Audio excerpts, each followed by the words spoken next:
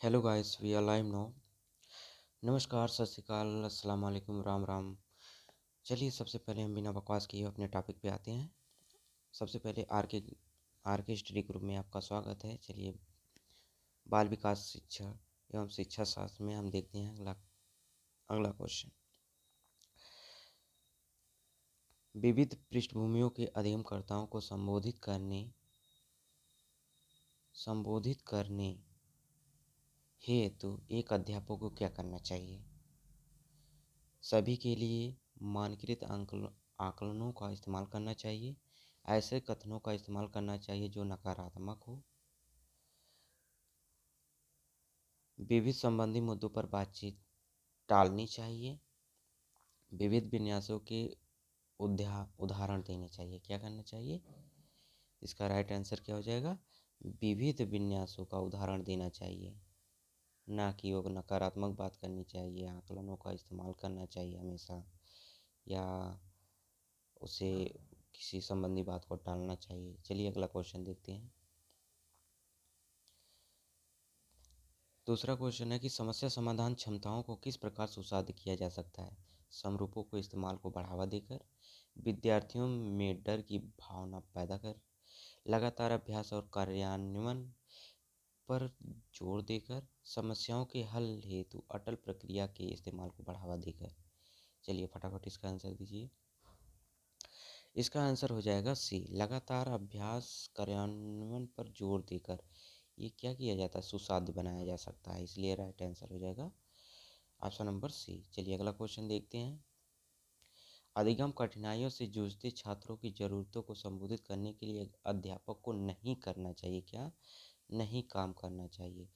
व्यक्तिगत शैक्षिक योजना बनाना, शिक्षा शास्त्र आकलन की जटिल संरचनाओं का प्रयोग, दृश्य सामग्रियों का इस्तेमाल करना, संरचनात्मक शिक्षा शास्त्रियों का उपागमों का इस्तेमाल करना। तो ये देखो, ये भी सही है, ये भी सही है। और जटिल प्रक्रियाओं की संरचनाओं का ये नहीं करना चाहिए। इसलिए क्या हो जाएगा? Option number B. क्या हो जाएगा? Option number B. चलिए, अगला क्वेश्चन।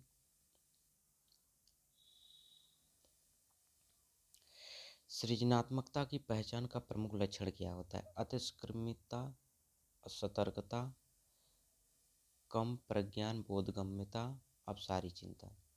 तो क्या हो सकता है इसका? अपसारी चिंतन। क्या होगा राइट आंसर इसका? अपसारी चिंतन। चलिए, अगला क्वेश्चन देखते हैं। निम्नलिखित में से अध्यापन अधिगम का सबसे प्रभावशील माध्यम कौन सा है?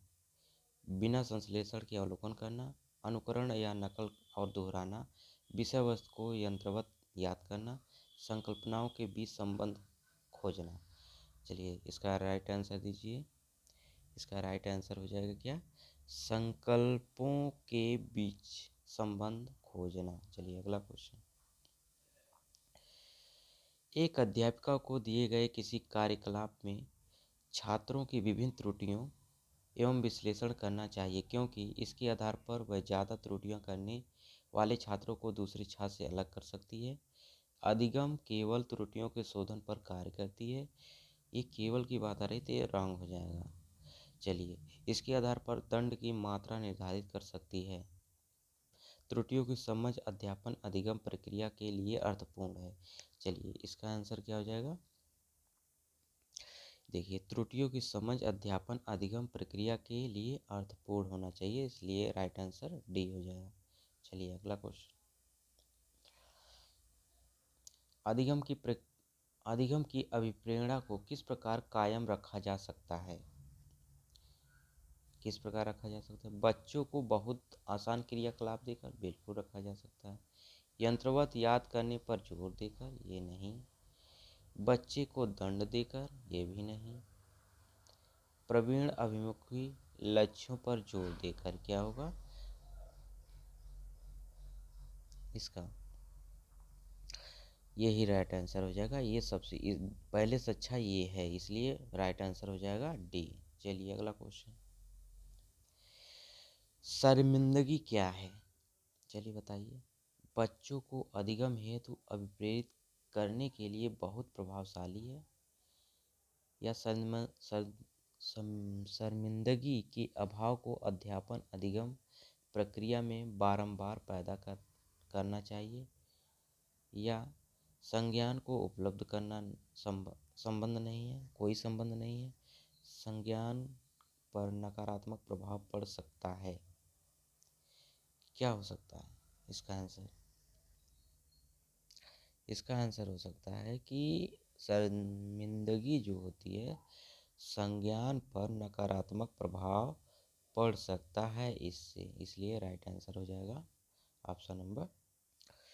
9वां क्वेश्चन, अधिगम का संरचनात्मक विचार पर यह सुझाव देता है कि ज्ञान संरचना में है। बच्चे सक्रिय भूमिका निभाते हैं। बच्चे पूर्ण रूप से पाठ्य पुस्तकों पर निर्भर करते हैं। बच्चों की कोई भूमिका नहीं होती है। बच्चे पूर्ण रूप से वयस्कों पर निर्भर रहते हैं। तो बताइए, अधिगम का संरचनात्मक विचार का यह सुझाव देता है कि ज्ञान की संरचना में क्या हो सकती है। इसमें क्या हो सकते हैं? बच्चे जो हैं सक्रिय भूमिका निभाते हैं, इसमें एक्टिव है। बच्चा कैसा है? एक्टिव होता है। नेक्स्ट क्वेश्चन, अधिगम के लिए निम्न में कौन सी उदाहरणा उपयुक्त है? ऑप्शन ए, प्रयासों से कोई फर्क नहीं पड़ता। ऑप्शन बी, असफलता अनियंत्रित है। ऑप्शन सी, योग्यता सुसाध्य है। ऑप्शन डी, योग्यता अटल है। तो इसका राइट आंसर हो जाएगा योग्यता सुसाध्य होता है, right answer C. Next question, निम्नलिखित में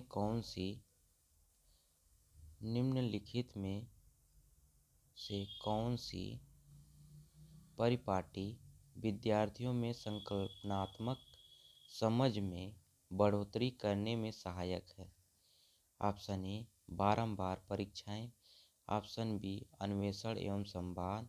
ऑप्शन सी, प्रतिस्पर्धा आधारित प्रतिस्पर्धाएं। ऑप्शन डी, पाठ्य पुस्तक केंद्रित शिक्षा शास्त्र। चलिए, आंसर क्या होगा इसका 11th का? बी, अन्वेषण और संवाद। ये संकल्पनात्मक समझ को बढ़ोतरी करने में सहायक करती है। चलिए अगला क्वेश्चन देखिए, बच्चों को सीखने में कठिनाई होती है जब अधिगम सामाजिक संदर्भ में हो, विषय वस्तु को बहुरूपों में प्रस्तुत किया गया हो, सूचना अलग अलग टुकड़ों में प्रस्तुत की जाए, वो आंतरिक रूप से अभिप्रेरित हों। चलिए इसका राइट आंसर क्या हो जाएगा? सूचना अलग अलग अगर टुकड़ों में प्रस्तुत करोगे तो उसे सीखने में बहुत परेशानी होगी, इसलिए राइट आंसर हो जाएगा सी। चलिए अगला क्वेश्चन देखते हैं, अधिगम की सर्वोत्तम अवस्था कौन सी है? संतुलित उत्तेजना या कोई भय नहीं। ऑप्शन सी, उच्च उत्तेजना या भय। ऑप्शन बी, कोई उत्तेजना नहीं या कोई भय नहीं। ऑप्शन डी, निम्न उत्तेजना या उच्च भय। ये टाइपिंग करने में गलत हो गया, चलिए इसको देखते हैं। ऑप्शन तो वही है, तो इसका राइट आंसर क्या हो जाएगा? ऑप्शन नंबर ए, संतुलित उत्तेजना या कोई भय नहीं, ये अधिगम की सर्वोत्तम अवस्था होती है। अगला क्वेश्चन, बच्चों के विकास की व्यक्तिगत भिन्नताओं को किस पर प्रतिरोपित किया जा सकता है? ऑप्शन ए, न आनुवंशिकता पर, न पर्यावरण पर। आनुवंशिकता एवं पर्यावरण की सिफारिश, पर्यावरण की पारस्परिकता पर, केवल आनुवंशिकता पर, केवल पर्यावरण पर। क्या होगा इसका आंसर? ये होगा ऑप्शन नंबर बी, आनुवंशिकता एवं पर्यावरण की पारस्परिकता पर बच्चों की विकास की व्यक्तिगत भिन्नताओं को प्रतिरोपित किया जा सकता है। क्वेश्चन नंबर 15, एक कार्य के दौरान सायना स्वयं से बात कर रही है कि वह कार्य पर किस प्रकार प्रगति कर सकती है। लेव वाइगोस्की के भाषा और चिंतन सोच के बारे में दिए गए विचारों के अनुसार इस तरह का व्यक्तिगत वाक्य क्या दर्शाता है? ऑप्शन ए आत्म केंद्रिता, ऑप्शन बी मनोवैज्ञानिक विकार, ऑप्शन सी संज्ञानात्मक अपरिपक्वता, ऑप्शन डी स्वतः नियमन। इसका राइट आंसर क्या हो जाएगा? स्वतः नियमन क्या हो जाएगा? स्वतः नियमन। चलिए अगला क्वेश्चन देखिए। क्वेश्चन नंबर 16, मूल्यांकन पद्धति का लक्ष्य होना चाहिए। क्या होना चाहिए? विद्यार्थियों की जरूरतों एवं आवश्यकताओं की पहचान करना। ऑप्शन बी पुरस्कार वितरण हेतु उच्च अंक प्राप्त करने वाले विद्यार्थियों की पहचान करना। ऑप्शन सी विद्यार्थियों को नामांकित करना। ऑप्शन डी योग्यता आधारित समूहों में विद्यार्थियों को विभाजित करना चाहिए। क्या करना चाहिए? विभाजित करना चाहिए। कौन सा ऑप्शन हो जाएगा? ऑप्शन नंबर 16 का ऑप्शन नंबर ए हो जाएगा। क्वेश्चन नंबर 16 का option number A right answer हो जाएगा। चलिए अगला क्वेश्चन देखते हैं। 17वां क्वेश्चन है कि एक गतिविधि के दौरान छात्रों को संघर्ष करते देख एक अध्यापिका बच्चों को संकेत और इशारे जैसे क्या, क्यों, कैसे प्रदान करने का फैसला लेती है। लेव वाइगोस्की के सिद्धांत के अनुसार अध्यापिका की यह योजना है क्या है? ऑप्शन ए छात्रों में प्रत्याहार निकास प्रवृत्तियों पैदा करेगी, अधिगम की प्रक्रिया में अर्थहीन होगी, बच्चों को अधिगम के लिए अनुप्रेरित निष्प्रेरित करेगी, या अधिगम के लिए पाठ आधारभूत संरचना का काम करेगी। इसका राइट आंसर क्या हो जाएगा? ऑप्शन नंबर डी हो जाएगा। अधिगम के लिए पाठ आधारभूत संरचना का काम करेगी। अगला क्वेश्चन,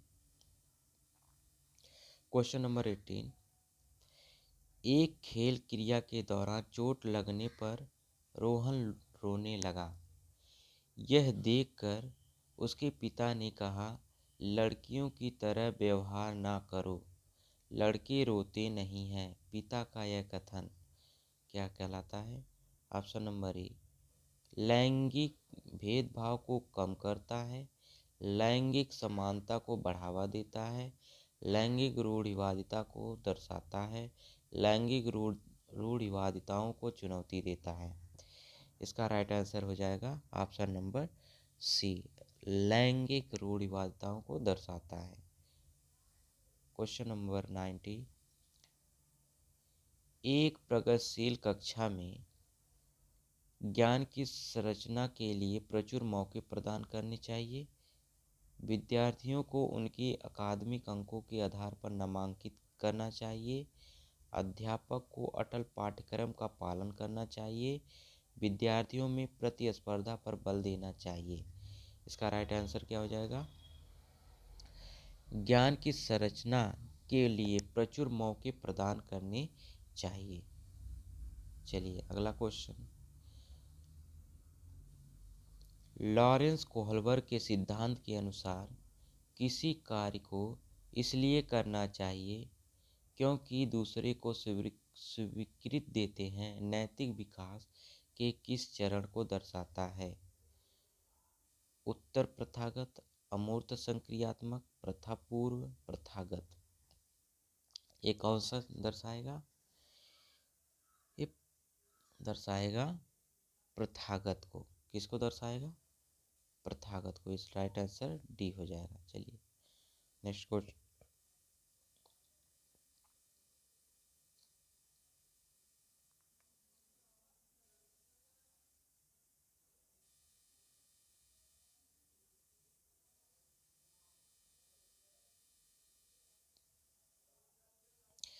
बच्चों के समाजीकरण के संदर्भ में निम्न में से कौन सा कथन सही है?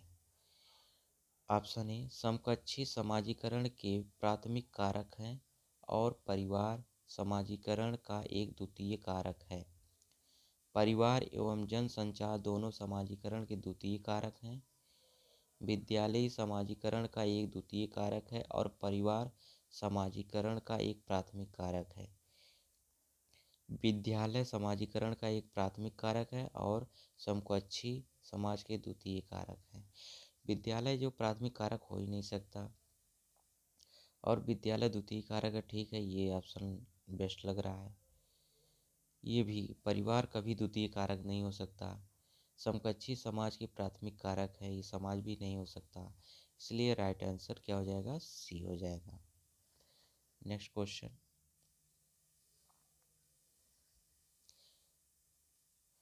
बहुबुद्धि का सिद्धांत जोर देता है बुद्धि की भिन्नता विभिन्न दशाएं। बुद्धिमत्ता में कोई व्यक्तिगत भिन्नताएं नहीं होती हैं। बुद्धि लब्धि केवल वस्तुनिष्ठ परीक्षणों द्वारा ही मापी जा सकती हैं। एक आयाम में बुद्धिमत्ता अन्य आयामों में बुद्धिमत्ता निर्धारित करती है। इसका राइट आंसर क्या हो जाएगा? Option number A. क्या हो जाएगा? Option number A. बुद्धिमत्ता की भिन्नताएं विभिन्न दशाएं बहुबुद्धि का सिद्धांत पर जोर देती हैं। नेक्स्ट क्वेश्चन,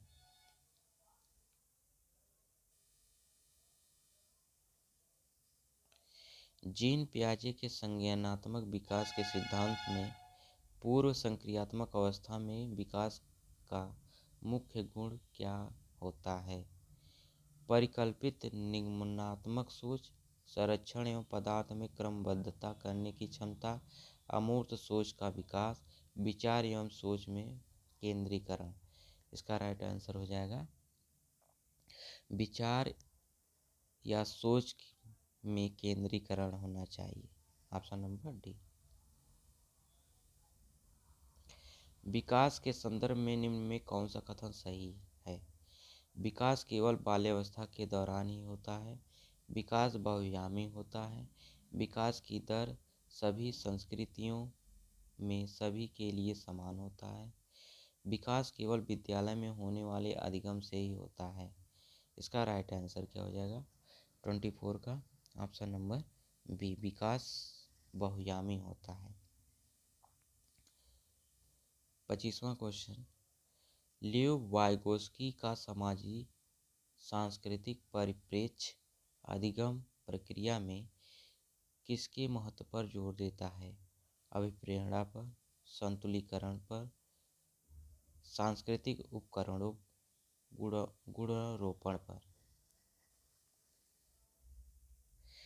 इसका राइट आंसर क्या हो जाएगा? 25 का सांस्कृतिक उपकरणों पर। क्या हो जाएगा? सांस्कृतिक उपकरणों पर। 26वां क्वेश्चन, जीन पियाजे और संज्ञानात्मक विकास के सिद्धांत में संज्ञानात्मक विकास संरचनाओं को किसके रूप में वर्णित करते हैं? ऑप्शन ए विकास का समीपस्थ क्षेत्र, ऑप्शन बी स्कीमा मनोबद्ध, ऑप्शन सी मनोवैज्ञानिक उपकरणों पर या औद्योगिक अनुक्रिया संबंध पर। इसका राइट आंसर क्या हो जाएगा? स्कीमा और मनोबद्ध बंध पर। क्वेश्चन नंबर 27,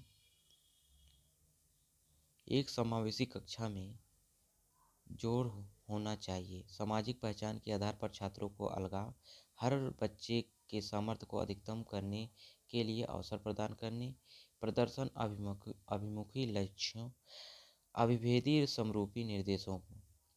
इसका राइट आंसर क्या हो जाएगा? Option number B. हर बच्चे के सामर्थ्य को अधिकतम करने के लिए अवसर प्रदान करने चाहिए। चलिए 28वां क्वेश्चन है कि दिव्यांगजन अधिकार अधिनियम 2016 के अनुसार निम्न में किस शब्दावली का प्रयोग हुआ है? छात्र जिसे शारीरिक दिव्यांगता है, छात्र जिसका अशक्त शरीर है, मंदित छात्र, विकलांग छात्र को। इसका राइट आंसर हो जाएगा वह छात्र जिसे शारीरिक दिव्यांगता, उसे दिव्यांगजन अधिनियम 2016 के अनुसार शारीरिक दिव्यांगता का शब्द का उपयोग किया गया है। नेक्स्ट क्वेश्चन, जन्म से किशोरावस्था तक बच्चों में विकास के किस क्रम में होता है? मूर्त, अमूर्त, संवेदिक, अमूर्त, मूर्त, संवेदिक, सांवेदिक, मूर्त, अमूर्त, अमूर्त, संवेदिक, मूर्त। जब किशोरावस्था तक बच्चों में विकास का क्रम कैसे होता है?